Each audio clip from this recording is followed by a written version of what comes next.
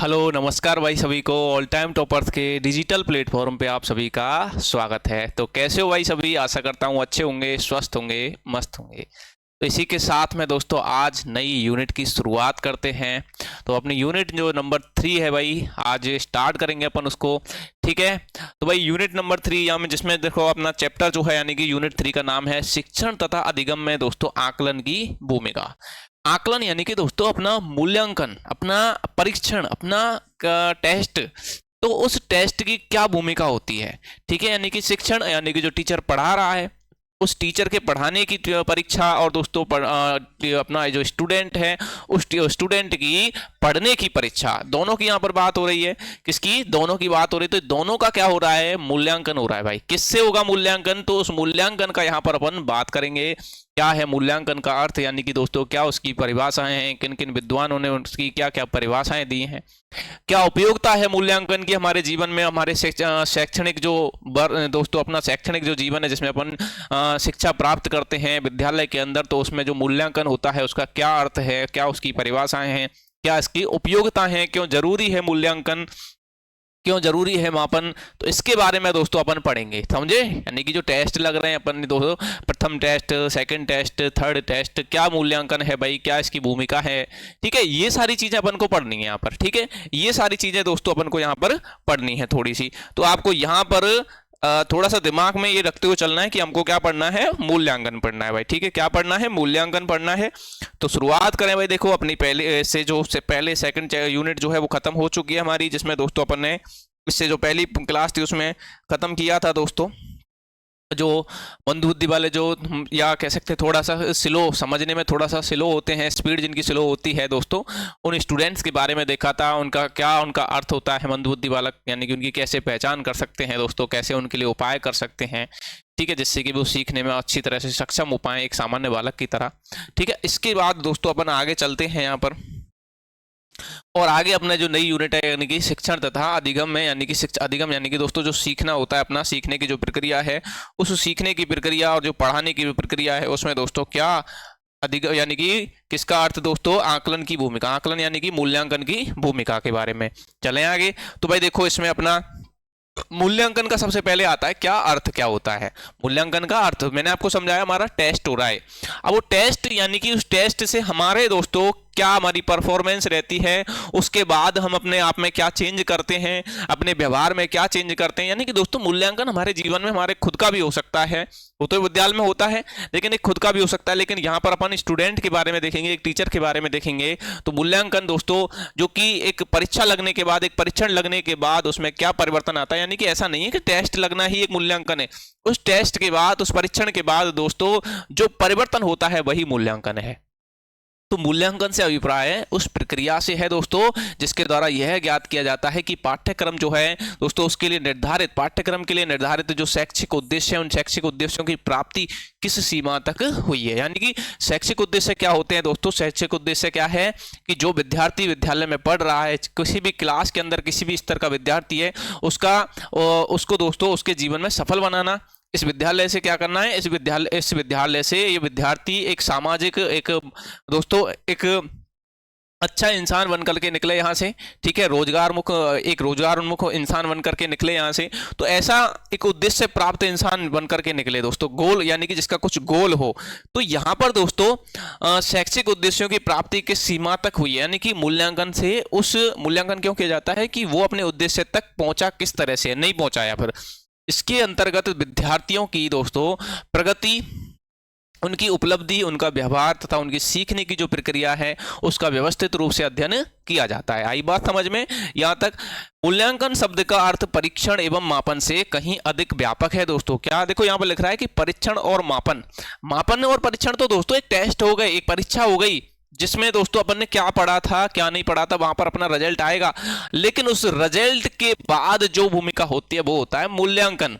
आई बात समझ में? यानी कि हम अपने आप में क्या परिवर्तन लाते हैं वो होता है मूल्यांकन। शिक्षा के उद्देश्य और मूल्यांकन के बीच दोस्तों गहरा संबंध पाया जाता है। बिल्कुल, हम जो पढ़ रहे हैं और दोस्तों उसके बाद जो अपना टेस्ट लग रहा है उसमें महत्वपूर्ण भूमिका है। हम पढ़ क्यों रहे हैं, यानी कि फिर हमारा परीक्षा लग रही है दोस्तों, यानी कि उनमें तो बहुत गहरा संबंध है उन अपने उद्देश्य तक पहुंचने के लिए। क्योंकि उद्देश्य की प्राप्ति का सही ज्ञान जो है वो केवल मूल्यांकन के माध्यम से ही संभव हो सकता है। ऐसा नहीं है कि आप सिर्फ पढ़ रहे हो तो पढ़ते रहो, लेकिन आप अपना मूल्यांकन नहीं कर रहे हो, अपना परीक्षण नहीं कर रहे हो, तो भाई आपके पढ़ने का कोई फायदा नहीं है। ठीक है, कोई भी फायदा नहीं है, ये बात समझना। इसके बाद अपन दोस्तों यहाँ पर बात करें कि मूल्यांकन न केवल विद्यार्थियों की अध्ययन प्रगति को प्रभावित करता है, बल्कि अध्यापक की जो शिक्षण विधियां हैं, उन शिक्षण विधियों, उनका जो अध्ययन की आदत है और शिक्षण की जो सफलता है या असफलता के बीच भी दोस्तों स्पष्ट करता है। ठीक है, इसके द्वारा यह जाना जा सकता है कि कौन सी शिक्षण विधि प्रभावी है और कौन सी नहीं। यानी कि दोस्तों मूल्यांकन से ना केवल विद्यार्थी में परिवर्तन आता है, बल्कि दोस्तों जो शिक्षा देने वाला जो टीचर होता है, जो अध्यापक होता है, उसकी जो शिक्षण विधियां हैं दोस्तों, उसमें भी परिवर्तन आता है। किससे दोस्तों? मूल्यांकन से। यदि मूल्यांकन से क्या देखा जाता है कि किस बच्चे की क्या परफॉर्मेंस रही है।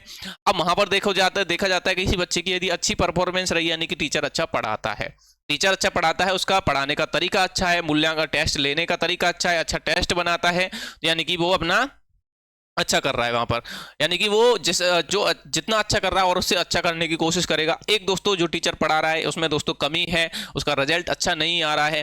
ठीक है, रिजल्ट अच्छा नहीं आ रहा है तो वहां पर अपनी टीचिंग की जो विधियां हैं, टीचिंग के जो मेथड है, उसको बदलेगा टीचर। ठीक है, यानी कि किसी को अन्य तरीके से पढ़ाएगा जिससे बच्चे इंटरेस्ट लेकर के पढ़ सकें और अपने गोल्स की प्राप्ति कर सकें, और जो मूल्यांकन होगा या टेस्ट होगा, उस टेस्ट में अच्छा रिपोर्ट, अच्छे दोस्तों रिजल्ट दे सकें और अपने आप में परिवर्तन कर सकें। तो यहां पर दोस्तों इसी बात की हो रही है कि शिक्षण की सफलता और असफलता को भी स्पष्ट करता है मूल्यांकन। इसके द्वारा जाना जा सकता है कि कौन सी शिक्षण विधि प्रभावी और कौन सी नहीं। साथ ही विद्यार्थियों की समझ, उनकी जो ग्रहण क्षमता है दोस्तों, उनके जो व्यवहार है, उसमें होने वाले जो परिवर्तन है, उनका भी मूल्यांकन किया जाता है। यानी कि उनके मूल्यांकन, उसके व्यवहार में मूल्यांकन, यानी कि एक स्टूडेंट जो क्लास में, स्कूल में पढ़ रहा है, वो वहां पर दोस्तों क्यों आ रहा है। एक विद्यालय का उद्देश्य होता है कि इसको इसके सामाजिक उद्देश्य हैं, इसके जो शैक्षिक उद्देश्य हैं, इसके जो आर्थिक उद्देश्य हैं, उन तक पहुंचाना किस बच्चे को। यानी कि दोस्तों एक जीवन की जो नींव होती है वो विद्यालय होती है, परिवार के बाद विद्यालय होता है, और विद्यालय ही दोस्तों ऐसी एक हमारे जीवन की एक ऐसी उत्तरदायित्व होता है जो दोस्तों जहां से हमारे जीवन का निर्माण होता है।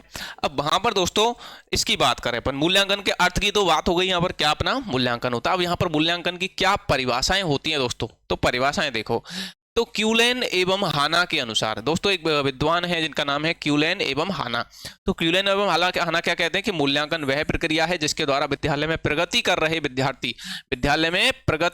जो विद्यार्थी, उन विद्यार्थियों के व्यवहार में हुए जो परिवर्तन है, उन परिवर्तनों के साक्ष्यों को एकत्र कर उनकी व्याख्या की जाती है। आई बात समझ में कि मूल्यांकन वह प्रक्रिया है जिसके द्वारा विद्यालय में प्रगति कर रहे जो विद्यार्थी, उन विद्यार्थियों के व्यवहार में, किसमें दोस्तों, विद्यार्थियों के व्यवहार में, उस व्यवहार में जो परिवर्तन के साक्ष्य उनको एकत्र कर उनकी व्याख्या की जा सकती है। यानी कि दोस्तों उनका जो भी रिपोर्ट आया है, आपने देखा किसी टीचर, जैसे मान के चलो पढ़ाई की बात करें दोस्तों, पढ़ाई में कोई बच्चा कैसा, उसका मूल्यांकन हुआ, इसका टेस्ट हुआ, उसकी कॉपी जांची गई, उसका दोस्तों बिहेवियर देखा गया, सारी चीज़ें देखी गई, ये किताबें कैसे रखता है अपनी, तो वहाँ पर दोस्तों देखा जाता है उसका बिहेवियर भी, उसके बिहेवियर में क्या चेंज है, कैसा व्यवहार रखता है वो टीचर के प्रति या अन्य बच्चों के साथ में कैसा व्यवहार रहता है।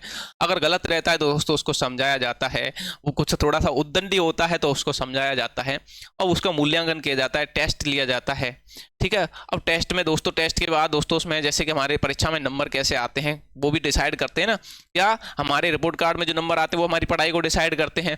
तो जो पढ़ाई को डिसाइड करने वाले नंबर हैं, और दोस्तों व्यवहार में परिवर्तन, दोस्तों वहाँ पर उसका कैसे पता लगता है कि उसके स्कूल में दोस्तों किस तरह का व्यवहार है, वो लड़ने वाला है, भिड़ने वाला है, या दोस्तों किसके साथ कैसा व्यवहार रखता है।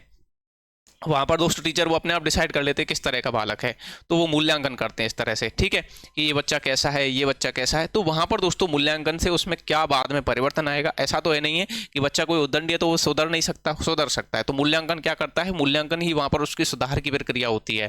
ठीक है, तो दोस्तों यहाँ पर परिवर्तनों के साक्ष्य को एकत्र कर उनकी व्याख्या की जाती है। ये पहला मूल्यांकन किसके द्वारा दिया गया, मूल्यांकन की परिभाषा क्यूलेन एवं हाना। मोफेट के अनुसार क्या होता है कि मूल्यांकन एक सतत प्रक्रिया है, कंटिन्यू एक प्रक्रिया है जो केवल शैक्षणिक उपलब्धियों तक सीमित नहीं है। जो भाई देखो शैक्षणिक यानी कि पढ़ने पढ़ाने के उद्देश्यों से ही सीमित नहीं है, ये एक जीवन का भी एक मूल्यांकन होता है अपने का, बल्कि भावनाओं दोस्तों, अपनी भावनाओं, अपने चिंतन, अपने कार्यों में होने वाले वांछित व्यवहारिक परिवर्तनों से भी संबंधित होता है। कौन? मूल्यांकन। रेमर्स एवं गैज, दो व्यक्ति हैं, एक का नाम है रेमर्स और एक का नाम है गैज। इसके अनुसार, रेमर्स एवं गैज के अनुसार दोस्तों क्या है मूल्यांकन? के मूल्यांकन में व्यक्ति अथवा समाज की जो दृष्टि है उससे जो वांछनीय एवं श्रेष्ठ है। क्या दोस्तों? मूल्यांकन व्यक्ति अथवा समाज की दृष्टि से जो वांछनीय एवं श्रेष्ठ है उसे आधार माना जाता है। आई बात समझ में? मूल्यांकन में व्यक्ति अथवा समाज की दृष्टि से जो वांछनीय एवं श्रेष्ठ है उसको ही मूल्यांकन माना जाता है। यानी कि दोस्तों समाज की दृष्टि से जो व्यक्ति बिल्कुल श्रेष्ठ है, वांछनीय है, वही यानी कि वो सामाजिक रूप से दोस्तों बहुत अच्छा है। यानी कि वो यानी कि हमारा मूल्यांकन कौन कर रहा है? हमारा समाज मूल्यांकन कर रहा है। क्या कर रहा है? हमारा समाज हमारा मूल्यांकन कर रहा है कि किस तरह का व्यक्ति है, किस तरह का सोचता है, किस तरह का व्यवहार रखता है किसके साथ में। तो वहां पर सामाजिक मूल्यांकन हो गया वो, यानी कि वो श्रेष्ठ तब होगा भाई। कोठारी आयोग के अनुसार परिभाषा क्या होती है? किसके अनुसार दोस्तों? कोठारी आयोग। मूल्यांकन एक निरंतर चलने वाली प्रक्रिया है। ऐसी निरंतर जो संपूर्ण शैक्षिक शिक्षा प्रणाली का अभिन्न अंग होती है। किसका? संपूर्ण शिक्षा प्रणाली। यानी कि दोस्तों हमारा जो एक सेशन चलता है पूरा एक साल का, उसमें हमारे फर्स्ट टेस्ट लगते हैं, क्लास टेस्ट भी लगते हैं, यानी कि मासिक, त्रैमासिक, अर्धवार्षिक और वार्षिक, इस तरह से। ठीक है, और शैक्षिक उद्देश्यों से घनिष्ठ रूप से संबंधित है। बिल्कुल, शिक्षा के उद्देश्य कैसे प्राप्त किए जा सकते हैं भाई? इसी तरह प्राप्त किए जा सकते हैं। ठीक है, इसके बाद अपन दोस्तों बात करें कि एनसीईआरटी के अनुसार, किसके अनुसार? एनसीईआरटी के अनुसार मूल्यांकन वह प्रक्रिया है जिसके द्वारा यह ज्ञात किया जाता है कि शिक्षा के उद्देश्य किस सीमा तक प्राप्त हुए हैं तथा अधिगम अनुभव कितने प्रभावशाली रहे। अधिगम अनुभव यानी कि सीखने की प्रक्रिया कितनी प्रभावशाली रही। बच्चे जो सीखे थे वो कितना प्रभावशाली अच्छे तरीके से सीखे। अब वो सीखे उसका कैसे पता लगेगा दोस्तों? पता पड़ेगा तो टेस्ट लगेंगे, जब बच्चा कितना अच्छा नंबर लेकर के आता है, रिपोर्ट कार्ड में कितनी अच्छी परफॉर्मेंस देता है वहां पर, तो वहां पर दोस्तों उसकी परफॉर्मेंस पता लगेगी, उसने पूरे साल कितना अच्छा तरीके से पढ़ा और पढ़ाने वाला जो था उसने कितना अच्छा पढ़ाया। निष्कर्ष क्या निकलता है दोस्तों? उपरोक्त परिभाषाओं से स्पष्ट होता है कि मूल्यांकन एक सूचना संग्रहण की सतत एवं उद्देश्यपूर्ण प्रक्रिया है। उपरोक्त परिभाषाओं से स्पष्ट क्या होता है कि मूल्यांकन एक सूचना संग्रहण यानी कि सूचना को जो ग्रहण कर रहे हैं ना अपन, जो टीचर अपने लिए जो सूचना दे रहा है, जो जानकारी दे रहा है, सूचना संग्रहण की एक सतत और एक उद्देश्यपूर्ण दोस्तों क्या है? प्रक्रिया है। यह शिक्षक के लिए एक आवश्यक कार्य है, और शिक्षक के लिए क्या है? एक आवश्यक कार्य है जो उसको करना है। ठीक है, टीचर का क्या काम क्या है? वो है, यानी कि क्योंकि इसके बिना शिक्षण अधूरा माना जाता है।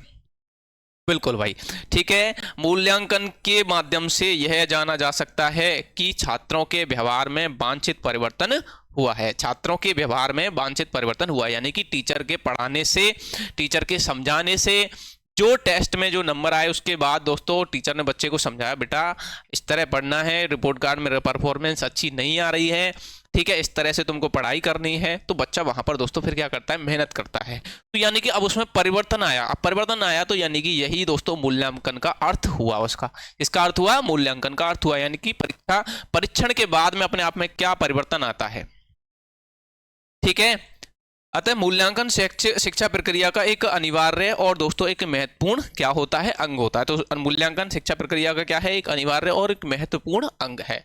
इसके बाद अपन देखें यहां पर दोस्तों मापन और मूल्यांकन में संबंध, यानी कि दोस्तों रिलेशन बिटवीन मेजरमेंट एंड दोस्तों एवेल्यूशन, यानी कि मूल्यांकन और मापन दो अलग अलग चीजें हैं दोस्तों। ये दोनों अलग अलग हैं, तो यह क्या है भाई? ये समझेंगे अपन यहां पर। तो दोस्तों पहला है कि मापन और मूल्यांकन शिक्षा प्रक्रिया के दो महत्वपूर्ण पक्ष हैं। दो महत्वपूर्ण पक्ष हैं भाई, मूल्यांकन और मापन, मेजरमेंट और एवेल्यूशन।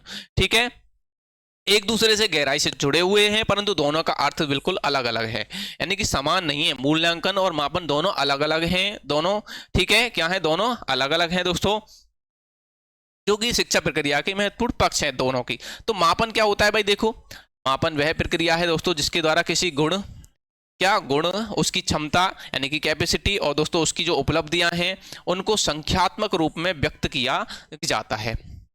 ठीक है, यह उपलब्धि परीक्षण, साक्षात्कार, प्रश्नावली, अवलोकन अनुसूची आदि साधनों द्वारा किया जाता है। यानी कि दोस्तों यहां पर बात हो रही है कि मापन क्या है? मापन एक आपका नंबर है, मापन क्या है? एक नंबर है, एक क्या कह सकते हैं, एक रिपोर्ट कार्ड है, लेकिन उससे आप उस ये कुछ डिसाइड नहीं कर सकते कि आगे भी यही रहेगा, नहीं भाई, ठीक है। तो मापन क्या है? एक नंबर है, एक अंक है दोस्तों, जो आपकी क्या बताती है? आपकी उपलब्धि बताती है, आपकी क्षमता बताती है और आपके गुण बताती है। यानी कि आपका रिपोर्ट कार्ड आया दोस्तों, एक बहुत ज्यादा उद्दंडी बालक है दोस्तों क्लास के अंदर और पढ़ता लिखता कुछ नहीं है, बिल्कुल बेकार है। अब यहाँ पर दोस्तों उसका रिपोर्ट कार्ड आया, स्कूल आता नहीं है, तो उसका रिपोर्ट कार्ड में दोस्तों उसकी मान के चलो परसेंटेज बिल्कुल खत्म है, यानी कि डाउन है कुछ। वो ले दे करके दोस्तों हो गया पास। अब ले दे करके पास हो गया, यानी कि उससे उसके पता क्या चलता है? उसके गुण पता लगते हैं भाई, यानी कि ये पढ़ने वाला नहीं है भैया, ये जैसे तैसे पास हो गया है। उसकी क्षमता पता लगती है भाई, यानी कि इतनी क्षमता है इसकी, ना तो ये स्कूल आ सकता है ना ये पढ़ सकता है, यानी कि इसका पढ़ने में मन नहीं है, इसकी क्षमता नहीं है भाई। इसके अलावा इसकी उपलब्धि, यानी कि इसने इतनी उपलब्धि प्राप्त की है, इसने दोस्तों मान के चलो 40% नंबर प्राप्त किए, तो ये इसकी उपलब्धि है। लेकिन दोस्तों आप वहां पर उसको समझाते हो, टीचर क्या करता है? उसको समझाता है दोस्तों, उस पर ध्यान देता है उसको, और उसके बाद यदि वो दोस्तों उसके व्यवहार में परिवर्तन आता है, यानी कि वो विद्यालय आने लगता है डेली दोस्तों, बट पढ़ता है डेली अगर वो स्टूडेंट, तो वहां पर दोस्तों यानी कि वो हुआ उसका मूल्यांकन। तो मापन तो था दोस्तों उसकी उपलब्धि, उसके जो नंबर आए, उसकी जो क्षमता थी, लेकिन दोस्तों वो अपनी क्षमता को बढ़ा सकता है, अपने गुणों में परिवर्तन कर सकता है, अपनी उपलब्धि को और अच्छा कर सकता है, तो वो हुआ मूल्यांकन, ठीक है। तो यहां पर तो एक रिपोर्ट कार्ड है दोस्तों मापन, ठीक है, क्या है? एक रिपोर्ट कार्ड, यानी कि एक अंक है, एक नंबर है, ठीक है, क्या? मूल्यांकन, वो अपना मापन, जबकि मूल्यांकन एक परिवर्तन है भाई, ठीक है। इसके बाद अपन बात करें मूल्यांकन की, तो मापन तो हो गया, मूल्यांकन क्या है? कि मूल्यांकन मापन से प्राप्त जो तथ्य हैं उन तथ्यों के आधार पर यह निर्णय करता है कि निर्धारित जो शैक्षिक उद्देश्य हैं, क्या निर्धारित जो शैक्षिक उद्देश्य है भाई, ठीक है, किस सीमा तक प्राप्त हुए हैं। इस प्रकार कहा जा सकता है कि मापन मूल्यांकन का आधार है। यानी कि भाई मापन क्या है? एक नंबर है, एक रिपोर्ट कार्ड है, लेकिन मूल्यांकन क्या है? वो रिपोर्ट कार्ड जब आया है, उस रिपोर्ट कार्ड के बाद में क्या आपने परिवर्तन किया अपने व्यवहार में, अपनी उपलब्धि में, ठीक है, तो ये हुआ भाई मूल्यांकन। तो मापन क्या है? मूल्यांकन का सिर्फ एक आधार है, जबकि मूल्यांकन एक व्यापक क्षेत्र है, ठीक है। इसके बाद दोस्तों मूल्यांकन हमेशा उद्देश्यपूर्ण होता है। कैसा होता है? एक उद्देश्यपूर्ण होता है क्या मूल्यांकन? शैक्षिक उद्देश्यों के आधार पर ही मापन किया जाता है और मापन के परिणामों की व्याख्या कर मूल्यांकन किया जाता है। यानी कि आपका मापन आया, आपके गुणों की, आपकी क्षमता की, आपकी उपलब्धि की पता लग गई, यानी कि आपने उपलब्धि प्राप्त की, अच्छी उपलब्धि प्राप्त की या बेकार उपलब्धि प्राप्त की, ठीक है। वहां पर आपकी जानकारी हो गई एक टीचर को कि इसकी क्या इसका सिस्टम है और ये कितना पढ़ने में है, कितना स्कूल आता है, कितनी इसकी रिपोर्ट कार्ड में नंबर आए हैं। लेकिन दोस्तों वहां पर अब वो टीचर अगर क्या करता है कि इसमें परिवर्तन लाना है इस छात्र में, और वो छात्र चाहता है कि मेरे को भाई, मेरे को अच्छी परसेंटेज बनानी है, मेरे को मेरे व्यवहार में, मेरे गुणों में परिवर्तन लाना है, तो वहां पर दोस्तों एक टीचर और एक स्टूडेंट दोनों का कॉम्बिनेशन होता है। दोनों दोस्तों मिलकर के उद्देश्यों की प्राप्ति करने के लिए फिर कोशिश करते हैं, दोस्तों कोशिश करते हैं वहां पर। तो कोशिश करने से क्या होगा? उसकी उपलब्धि अच्छी होगी, उसके गुणों में दोस्तों उसके गुण अच्छे होंगे, व्यवहार में परिवर्तन आएगा, ठीक है, उसकी क्षमता बढ़ जाएगी। यानी कि दोस्तों मूल्यांकन हुआ उसका परिवर्तन आना, उसके व्यवहार में, उसके उपलब्धि में। दोस्तों क्या कहा जा रहा है कि मूल्यांकन मापन के परिणामों की व्याख्या कर मूल्यांकन किया जाता है। तो मापन तो कर लिया, अब उसके मापन के परिणामों की व्याख्या करके दोस्तों, यानी कि यहां पर परिणाम आए, उन परिणामों की व्याख्या करके मूल्यांकन आता है। इसके माध्यम से शिक्षक अपनी शिक्षण विधि जो है उसकी दोस्तों प्रभावशीलता का ज्ञान प्राप्त करता है।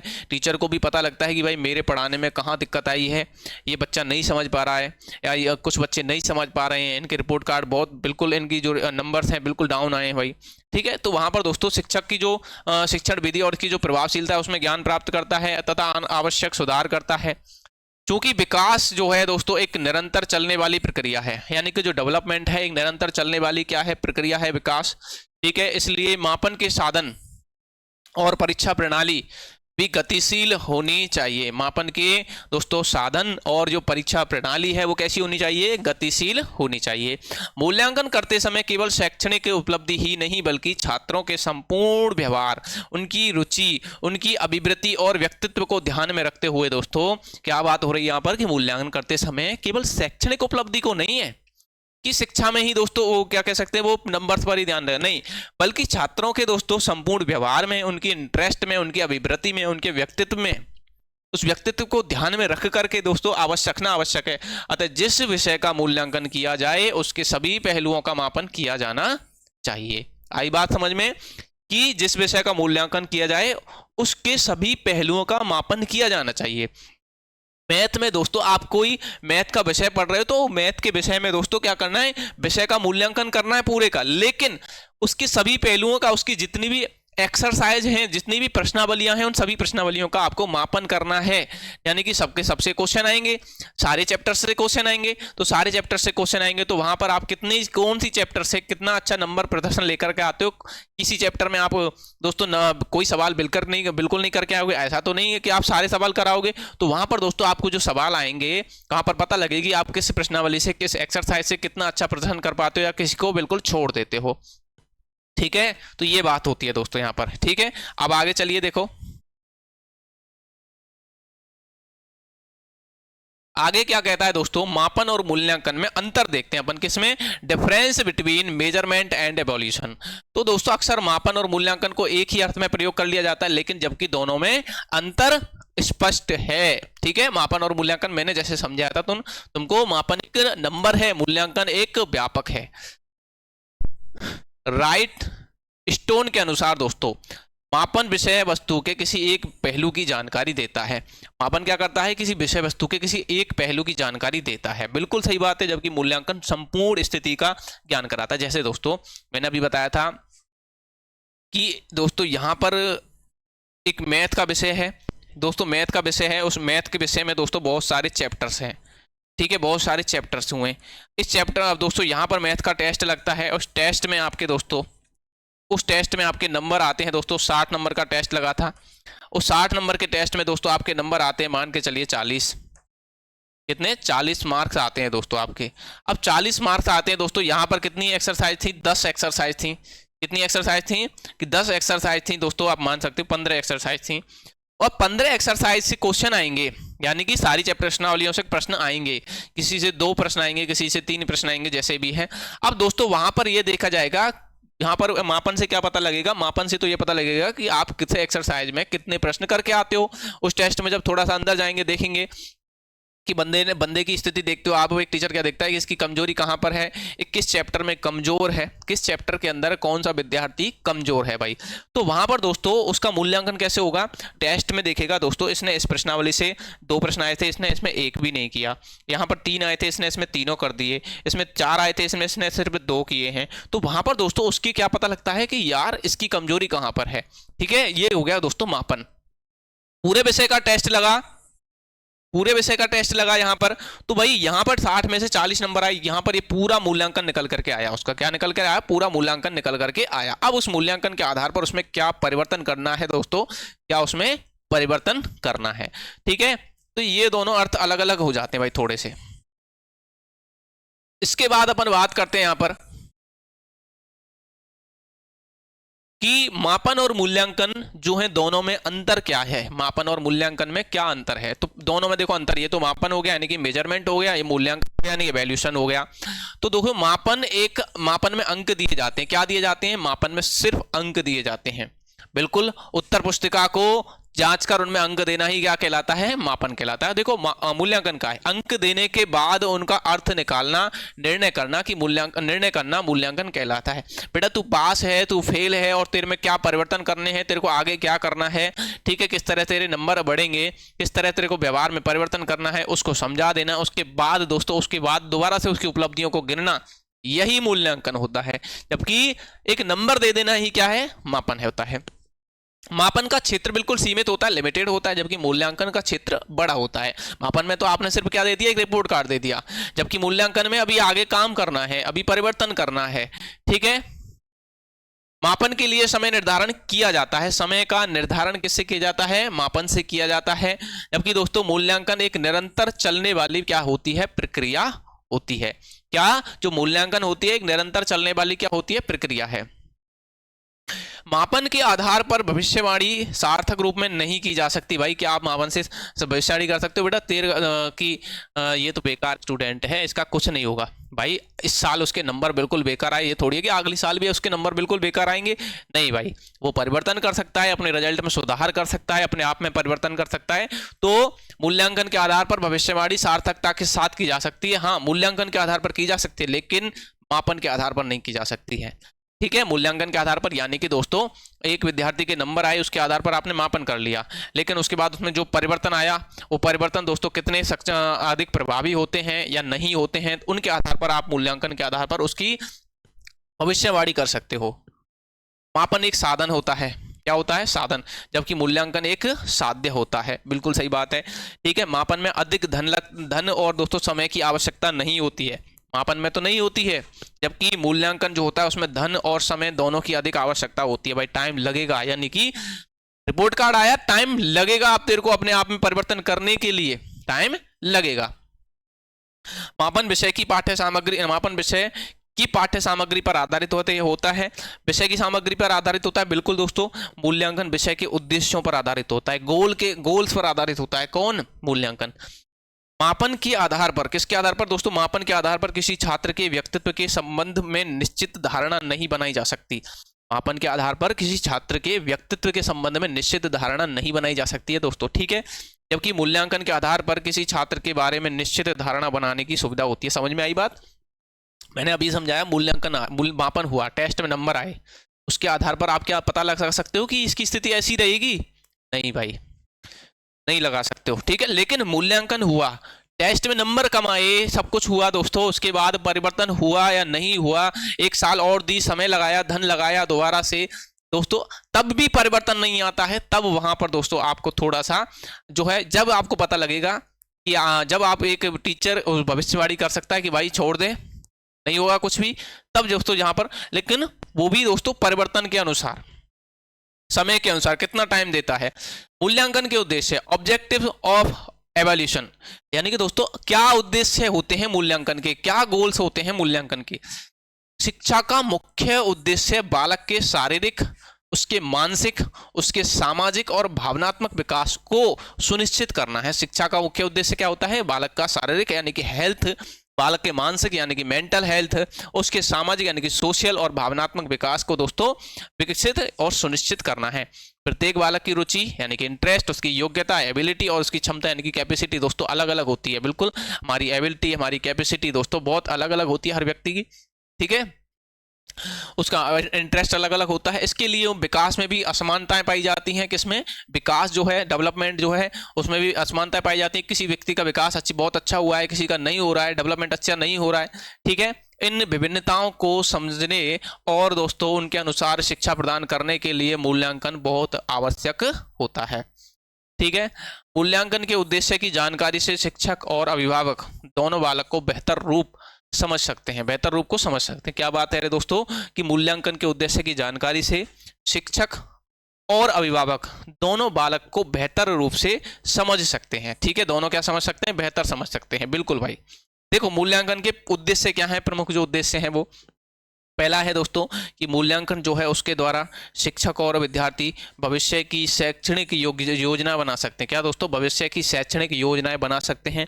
किसके माध्यम से? मूल्यांकन के द्वारा। शिक्षक और विद्यार्थी यानी कि भविष्य में दोस्तों आपका जो रिजल्ट रहा है उसके आधार पर भविष्य में आगे क्या करना है, इसका मूल्यांकन के आधार पर आप क्या बना सकते हैं? एक आगे का दोस्तों खाका तैयार कर सकते हैं, एक योजना, एक प्लान बना सकते हैं। विद्यार्थियों के शैक्षणिक तथा व्यक्तिगत जो व्यक्तित्व विकास है उसकी जानकारी प्राप्त होती है। बिल्कुल भाई, जानकारी प्राप्त होती है। ठीक है, बच्चों की आवश्यकताओं यानी कि दोस्तों क्या नीड है उनकी, क्या इंटरेस्ट है उनके और क्या कठिनाइयां हैं, उनको समझने में सहायता मिलती है। बिल्कुल, तो मूल्यांकन से दोस्तों बहुत सहायता मिलती है। ठीक है, किसकी, क्या उसको क्या जरूरत है, क्या उसका इंटरेस्ट है और दोस्तों क्या उसकी कठिनाइयां हैं, वो सारी चीजें पता लगती हैं। शिक्षक की शिक्षण क्षमता और कार्य कुशलता की जांच की जा सकती है। बिल्कुल, मूल्यांकन से शिक्षक की भी तो जांच हो जाती है दोस्तों। उसका जब बच्चों का रिजल्ट जो आता है वही टीचर का रिजल्ट होता है, तो उससे दोस्तों टीचर का रिजल्ट भी पता लगता है। यह ज्ञात किया जाता है कि निर्धारित शैक्षिक उद्देश्य की प्राप्ति किस सीमा तक हुई है। बिल्कुल, मूल्यांकन से क्या पता लगता है कि निर्धारित जो शैक्षिक उद्देश्य है उनकी प्राप्ति किस सीमा तक हुई है। यानी कि दोस्तों एक टीचर ने कितना किस तरह से पढ़ाया था, एक स्टूडेंट का रिपोर्ट कार्ड क्या बताता है कि उसकी परफॉर्मेंस क्या रही थी। और उसके बाद भी दोस्तों वहां पर अगर परफॉर्मेंस थोड़ी सी कमजोर रही है, अच्छी रही है, उसके बाद जो परिवर्तन आता है दोबारा से दोस्तों जब समय लगाया जाता है, धन लगाया जाता है उसके बाद, तो वहां पर दोस्तों ये देखा जाता है कि इसमें कितना परिवर्तन आया, यानी कि दोस्तों कितना और इसने उद्देश्यों की प्राप्ति के लिए कितने एफर्ट लगाए, दोस्तों उद्देश्यों की प्राप्ति किस सीमा तक हुई है। ठीक है, इसके बाद होता है दोस्तों मूल्यांकन का कार्य क्षेत्र, यानी कि स्कोप ऑफ इवोल्यूशन। मूल्यांकन का कार्य क्षेत्र कैसा है, तो देखो मूल्यांकन का कार्य क्षेत्र अत्यंत व्यापक होता है, बड़ा होता है और विस्तृत होता है। आधुनिक शिक्षा में केवल बौद्धिक विकास ही नहीं बल्कि दोस्तों बालक के सर्वांगीण विकास पर भी बल दिया जाता है। तो बौद्धिक विकास पर बल नहीं दिया जाता, सर्वांगीण विकास पर बल दिया जाता है। माध्यमिक शिक्षा आयोग के अनुसार, किसके अनुसार, माध्यमिक शिक्षा आयोग के अनुसार यदि अपन बात करें, उसने क्या कार्य क्षेत्र बताया दोस्तों मूल्यांकन का, तो आज स्कूलों में बच्चों के मानसिक विकास के साथ साथ उनके शारीरिक विकास, उनके सामाजिक विकास दोस्तों और संवेगात्मक एवं भावनात्मक विकास पर भी बल विशेष ध्यान दिया जाता है। इन चीजों पर भी ध्यान दिया जाता है जिससे शिक्षा द्वारा दोस्तों उनके व्यक्तित्व का सर्वांगीण विकास हो सके। क्या हो सके, जिससे उनके व्यक्तित्व का सर्वांगीण विकास हो सके। यानी कि दोस्तों देखो उनके हेल्थ पर, उनकी सोशल काम पर, ठीक है, उनके संवेगात्मक दोस्तों, उनके संवेग जो उत्तेजना है, उनका जो दोस्तों संवेगात्मक यानी कि दो जल्दी, एक तो बहुत जल्दी भावनात्मक रूप से यानी कि दुखी हो जाते हैं, प्रसन्न हो जाते हैं, ठीक है, उत्तेजित हो जाते हैं, लड़ने को तीव्र उदास हो जाते हैं, कह सकते गुस्सा हो जाते हैं, उनका भावनात्मक विकास, उन पर भी विशेष ध्यान दिया जाता है। ठीक है, इसके बाद है दोस्तों मूल्यांकन के प्रमुख कार्य क्षेत्र, जैसे कि पाठ्यक्रम जो है उसकी दोस्तों यहां पर बात करें, पाठ्यक्रम जो है उसकी विषय वस्तु का मूल्यांकन करना। ठीक है, ये प्रमुख कार्य क्षेत्र है किसका, मूल्यांकन का। विद्यार्थियों की योग्यताओं एवं क्षमताओं का आकलन करना, ठीक है, उनकी योग्यता, उनकी एबिलिटी, उनकी कैपेसिटी कितनी है, उनका दोस्तों मूल्यांकन करना। बच्चों के शारीरिक तथा मानसिक विकास का मूल्यांकन करना। ठीक है, विद्यार्थियों के सामाजिक व्यवहार और सामाजिक स्तर की जांच करना, विद्यार्थियों के सामाजिक व्यवहार और दोस्तों सामाजिक स्तर की जांच करना। बच्चों में नैतिक मूल्यों के विकास की जांच करना, किसकी, नैतिक मूल्य जो है उनके विकास की भी क्या करना, जांच करना। ये सारी चीजें क्या है दोस्तों, मूल्यांकन के कार्य क्षेत्र होते हैं जहां से दोस्तों उद्देश्यों की प्राप्ति की जा सकती है। इसके बाद आता है दोस्तों मूल्यांकन की विशेषता, यानी कि कैरेक्टरिस्टिक्स ऑफ इवैल्यूएशन। दोस्तों मूल्यांकन एक व्यापक क्या है, विचारधारा है, क्या है, एक बहुत व्यापक विचारधारा है मूल्यांकन।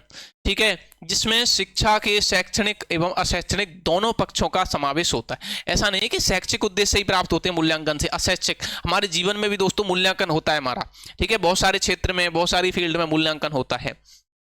मूल्यांकन की प्रमुख विशेषताएं दोस्तों, पहली है निरंतरता, यानी कि कंटिन्यूटी। मूल्यांकन एक निरंतर चलने वाली दोस्तों प्रक्रिया है, यानी कि जो अपने जीवन में चलता ही रहता है अपना मूल्यांकन। ठीक है, तो निरंतर चलने वाली एक प्रक्रिया है जो पूरे शैक्षणिक वर्ष चलती रहती है। इससे साप्ताहिक दोस्तों, मासिक, त्रैमासिक परीक्षाओं में विभाजित किया जाता है। बिल्कुल स्कूल में चलती है ना, साप्ताहिक टेस्ट लगते हैं, प्रत्येक 7 दिन में लगता है, त्रैमासिक प्रत्येक 3 महीने में लगता है, फिर दोस्तों अर्धवार्षिक लगता है, फिर वार्षिक लगता है। ठीक है, इस तरह से व्यापकता, मूल्यांकन की बात करें, इसकी दूसरी विशेषता है उसकी व्यापकता, उसकी विस्तृतता, बहुत बड़ा होना। मूल्यांकन का क्षेत्र दोस्तों बहुत व्यापक होता है, बड़ा होता है, जिसमें बालक के शारीरिक दोस्तों, उसके मानसिक, उसके सामाजिक और उसके भावनात्मक विकास को भी शामिल किया जाता है। ठीक है, इसके बाद दोस्तों बात करें अपन कि केवल शिक्षा तक ही सीमित नहीं है मूल्यांकन, किस तक, केवल शिक्षा तक ही सीमित नहीं है। तो भाई मूल्यांकन कक्षा के भीतर ही नहीं बल्कि कक्षा के बाहर समाज के प्रति बालक के व्यवहार का भी आकलन करता है। तो भाई हमारे जीवन में हमारा मूल्यांकन चलता ही रहता है। हमारे घर में दोस्तों अपनी स्थिति कैसी है, अपने दोस्तों कह सकते हैं अपने छोटे बड़ों में अपनी इज्जत कैसी है, तो वो भी एक मूल्यांकन ही है। सभी से संबंधित मूल्यांकन केवल शिक्षक द्वारा ही नहीं बल्कि विद्यार्थी, अभिभावक एवं अन्य संबंधित व्यक्तियों के द्वारा भी किया जाता है। आत्म मूल्यांकन भी इसका एक महत्वपूर्ण पक्ष है। आत्म मूल्यांकन, खुद का परीक्षण करना, खुद का मूल्यांकन करना। ठीक है भाई, खुद अपने गोल्स को कितना अचीव कर पा रहे हो, कितने टारगेट्स को अचीव कर पा रहे हो, तो वो भी एक मूल्यांकन है। शिक्षा प्रणाली में सुधार, ये दोस्तों मूल्यांकन का एक विशेषता है। मूल्यांकन के माध्यम से शिक्षक अपनी शैक्षणिक विधियों का उपयोगिता के शैक्षणिक जो शिक्षण विधियां हैं दोस्तों जिस तरह से टीचर पढ़ा रहा है उसकी उपयोगिता जो है उसको समझकर आवश्यक सुधार कर सकता है कि टीचर को और क्या सुधार करना चाहिए। आई बात समझ में। इसके बाद देखो भाई, अगला आता है मूल्यांकन के क्या कार्य हैं, उसकी क्या दोस्तों उपयोगिता है। अब बात करते हैं मूल्यांकन की उपयोगिता। अपन ने अर्थ पढ़ा, परिभाषाएं पढ़ी दोस्तों, ठीक है, मूल्यांकन का कार्य क्षेत्र पढ़ा। अब मूल्यांकन के उपयोगिताएं क्या होती हैं दोस्तों। मूल्यांकन शिक्षा प्रक्रिया का एक महत्वपूर्ण अंग होता है। मूल्यांकन शिक्षा प्रक्रिया का एक महत्वपूर्ण अंग है। इसके माध्यम से न केवल विद्यार्थियों की प्रगति का पता चलता है बल्कि दोस्तों शिक्षण अधिगम प्रक्रिया को अधिक प्रभावी भी बनाया जा सकता है। किसको? शिक्षण जो अधिगम प्रक्रिया है उसको अधिक प्रभावी बनाया जा सकता है। मूल्यांकन के प्रमुख कार्य क्या होते हैं? पहला कार्य दोस्तों विद्यार्थी की उपलब्धि स्तर की जांच। पहला कार्य क्या है? विद्यालय के जो अपनी दोस्तों विद्यार्थी है उस विद्यार्थी के उपलब्धि स्तर की जांच, ठीक है, पहला कार्य मूल्यांकन का। मूल्यांकन के द्वारा यह ज्ञात किया जाता है दोस्तों कि विद्यार्थी विभिन्न विषयों में किस स्तर तक ज्ञान प्राप्त कर चुका है, यानी कि कितना ज्ञान रखता है अपने इन विषयों से संबंधित, जिन विषयों को ये पढ़ रहा है, ठीक है, कितना ज्ञान रखता है। विद्यार्थियों के विकास में सहायक, यानी कि हेल्प, विकास में उनके डेवलपमेंट में सहायक। दोस्तों मूल्यांकन से विद्यार्थियों के शैक्षणिक एवं व्यक्तित्व विकास का स्तर ज्ञात होता है, ठीक है। शैक्षणिक विकास यानी कि कितना जानता है भाई अपने शिक्षा के क्षेत्र में, और यानी कि अपने विषय वस्तु के क्षेत्र में, और उनके व्यक्तित्व, उसका व्यक्तित्व कैसा है भाई, आवश्यक सुधार किए जा सकते हैं। इसके बाद है दोस्तों विद्यार्थियों के वर्गीकरण में सहायक, उनका वर्गीकरण करता है। विद्यार्थियों का भी, विद्यार्थियों की क्षमताओं के आधार पर उन्हें विभिन्न वर्गों में विभाजित किया जाता है जिससे उनके विकास में सहायता मिलती है। दोस्तों यानी कि कौन सा विद्यार्थी कितना अधिक अच्छी तरह से सीख पाता है, कितना दिमाग से तेज है, तो उनको थोड़ा सा अलग कर लिया जाता है। कौन सा दोस्तों कमजोर है, फिर उनके लिए अलग से दोस्तों कक्षाएं लगाई जाएं, ठीक है। इनका विकास भी इस तरह से किया जाए कि ये इस वाली श्रेणी में आ सकें, ठीक है। तो यहां पर दोस्तों ये बातें हैं। इसके बाद अपन बात करें दोस्तों, अगला है उनको प्रेरणा प्रदान करना। किसको? विद्यार्थियों को। परीक्षा के परिणामों से विद्यार्थियों को अपने लक्ष्य स्पष्ट होते हैं, लक्ष्य स्पष्ट होते हैं भाई कि आगे क्या करना है, और वे अधिक परिश्रम करने के लिए प्रेरित भी होते हैं। अब दोस्तों अच्छे परिणाम आते हैं, कब आते हैं अच्छे परिणाम? जब मेहनत करी होती है। जब अच्छे परिणाम आते हैं तो दोस्तों वहां पर आगे के लिए जो उसका गोल होता है, क्योंकि जब वो दोस्तों यहाँ से जब जाता है तो उसका गोल बढ़ता जाता है, पहले छोटा था फिर और बड़ा हुआ, फिर और बड़ा हुआ दोस्तों, उसके लिए उसको और मेहनत करनी पड़ेगी दोस्तों। वहां पर उसका जो है मेहनत यानी कि परिश्रम बढ़ जाता है, तो उसको गोल डिसाइड होता है और परिश्रम और अधिक करता है प्रेरणा से। दोस्तों अच्छा परिणाम आएगा, अच्छी उसको दोस्तों प्रेरणा मिलेगी, वो और परिश्रम करेगा। अगला है सीखने के अवसर प्रदान करना उसको। किसके? सीखने के अवसर प्रदान करना। मूल्यांकन का क्या है? उपयोगिता। दोस्तों मूल्यांकन विद्यार्थियों को अपने ज्ञान के सही उपयोग और उनके नए कौशल सीखने के अवसर प्रदान करता है। बिल्कुल, मूल्यांकन से दोस्तों उसको नए नए सीखने के अवसर प्राप्त होते हैं। उन्नति की रिपोर्ट देना, यानी कि विद्यार्थियों की दोस्तों प्रोग्रेस रिपोर्ट जो है, ठीक है, प्रगति रिपोर्ट अभिभावकों को भेजकर, उनके स्कूल से उनके माता पिता को भेज करके उनकी सफलताओं और उनकी कमियों की दोस्तों क्या देना? जानकारी देना। उन्नति की रिपोर्ट देना। किसको? उनके माता पिता को। छात्रवृत्ति प्रदान करना, यानी कि दोस्तों स्कॉलरशिप।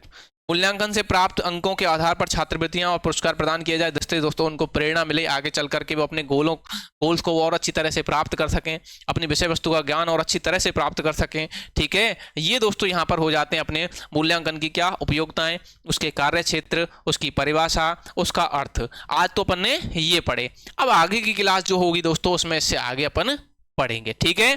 चलते हैं, मिलेंगे भाई आपसे अगली क्लास के अंदर।